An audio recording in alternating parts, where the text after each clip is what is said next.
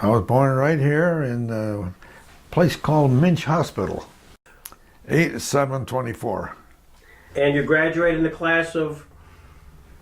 Class of 1942.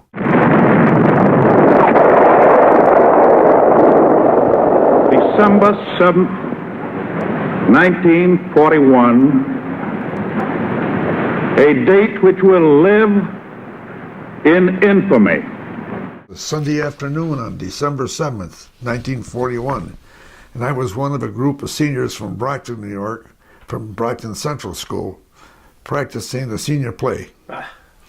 We were taking a break and the radio was broadcasting our favorite songs when the music abruptly stopped and a commentator came on announcing that Pearl Harbor had been attacked by the Empire of Japan. It was shocking to think any country would dare to attack a possession of the United States, and the realization that this was another war and that us young people of the perfect age would soon be called to defend our country just did not sink in.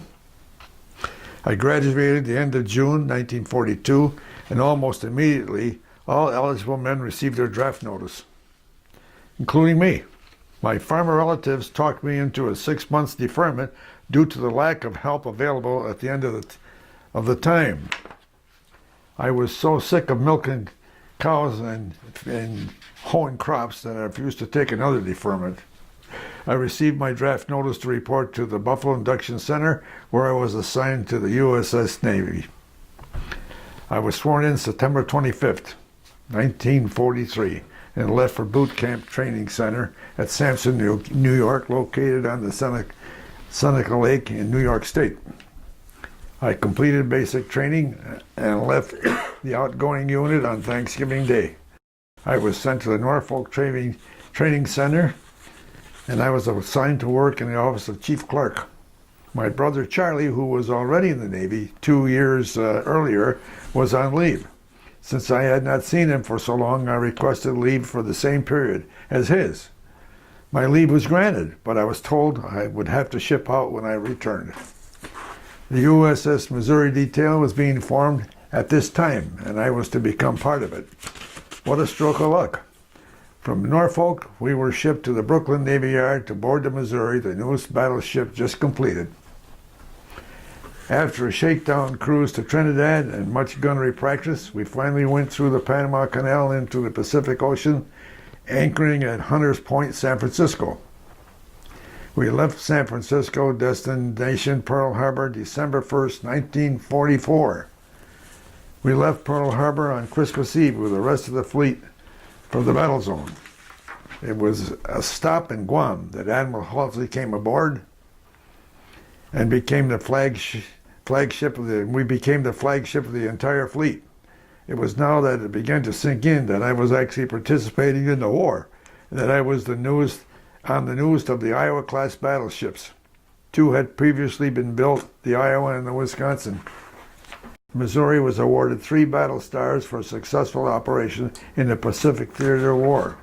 First star for the Iwo Jima operation. Second star awarded for the 3rd and 5th Fleet raids in support of Okinawa operation. Third star awarded for the 3rd Fleet action against Japan proper. It was the first time the Japanese had been attacked since the 1800s.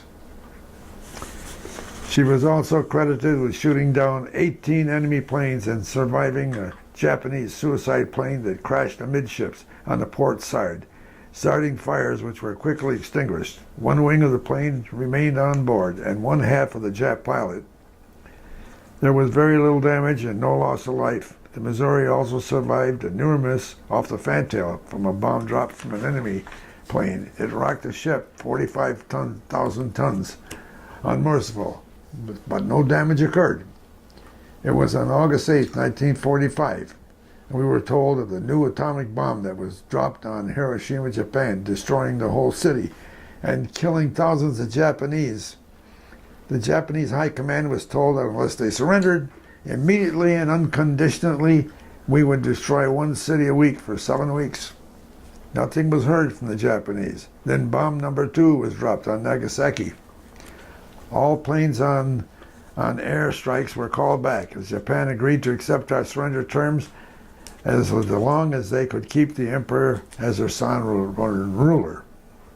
The ship's whistle blew for a full minute. Then the commissioning pennant came down and the admiral's flag went up. We were now a peacetime Navy. There was much jubilation among the crew, and we didn't get much sleep thinking that the war would be over in a few days. It was exciting news when we were told the surrender ceremony would be held on the Missouri. I'm sure this happened because Margaret Truman christened the ship, and Harry Truman, now President of the United States, had everything to say about it. It's August 27th, 1945, and the Missouri is leading the entrance to Sagamiwan Bay, and behind her is the greatest force of ships ever assembled in the history of the world. It was a great demonstration of Allied might. I was part of the 4th Division and assigned to a 5-inch gun mount, just 2 forward of the bridge on the first superstructure deck, port side. We are set on condition 1, all hands on the ready in case of any hostility. Admiral Halsey's cabin is only 15 yards away from the gun mount 2, where I worked. The admiral was standing just outside his cabin, leaning on the lifeline, looking out over the sea at the enemy he has successfully subdued. He showed no emotion. The Missouri is being screened by 4 destroyers as well as a squadron of bombers as we enter the bay. We anchored a ways from shore. The Missouri dropped anchor for the first time in 58 days. Early this morning, we left Sagamiwan Bay and sailed 30 miles around a point of land into Tokyo Bay. We dropped our anchor at the surrender site. Mount Fujiyama's snow-capped peaks stood tall and majestic. All along the beach, as far as the eye can see, are factories, docks, railroad cars, and buildings very closely concentrated. So close, in fact, that no open land could be seen for miles. In my thoughts, I thank God and President Truman for the decision to drop the bomb, as invasion of the Japanese homeland was going to cost many American and Japanese lives. It's September 2nd, 1945.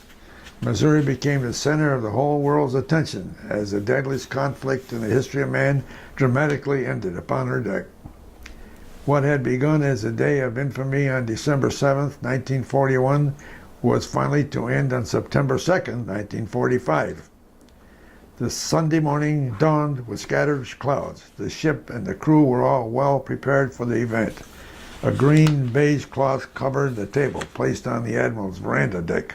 The surrender documents in English and Japanese were laid out for signing. The ship is flying the same flag that flew over the Capitol at Pearl Harbor, and prominently displayed is the flag flown by Commander Matthew Perry, United States Navy, on the occasion of the visit to Japan in 1854. The ceremony started with a moving speech by the Supreme Commander for the Allied powers, General Douglas MacArthur. He concluded with a message of hope that from this solemn occasion a better world would emerge, a world dedicated to the dignity of man and the fulfillment of his most cherished wish for freedom, tolerance, and justice. The 2 Japanese representatives signed the document of surrender, followed by General MacArthur, who signed for the Allied powers. After representatives from Great Britain, China, Australia, Canada, France, Netherlands, New Zealand, and Russia had offered their signatures, General MacArthur spoke a final word. Concluding the brief history-making ceremony, General MacArthur expresses a wish. Let us pray that peace be now restored to the world, and that God will preserve it always. These proceedings are closed. At the conclusion of the ceremony, the sun broke through the clouds for the first time that day, and it was just as if God was smiling down on us. A rumble of motors could be heard in the distance, and immediately hundreds of Allied airplanes of every make flew over the surrender site, giving the Japanese a good look at the air power partly responsible for their defeat. The next day, the big Missouri started for the United States. I had served my country honorably and proudly. I was so happy to be going home to resume the rest of my life.